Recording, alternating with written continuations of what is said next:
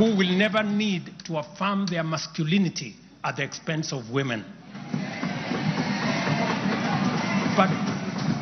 But instead, contribute to making our society just, safe, equal, and inclusive. I appreciate women leaders who have taken time to engage me and propose solutions to address this issue. I have held discussions with other leaders in government, and I have tasked the Deputy President to reach out and facilitate collaborative, broad-based, and multi-sectoral deliberations and recommend effective and radically transformative and affirmative action within the next 6 months. This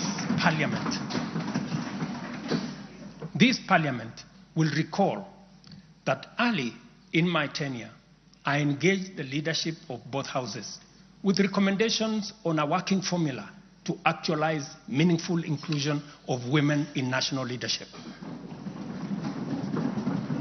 We must seriously question the drivers and the motives of resistance and reluctance to take the next step in actualizing the 2/3 gender rule. We must call out those who continue to sabotage this right of women to contribute to the governance of our nation. Women are not second-class citizens. They deserve equal representation at all levels.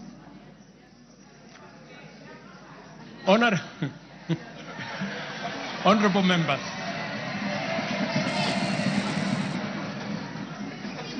without a doubt, honorable members, without a doubt, every shilling of our national revenue matters and must be used to deliver maximum value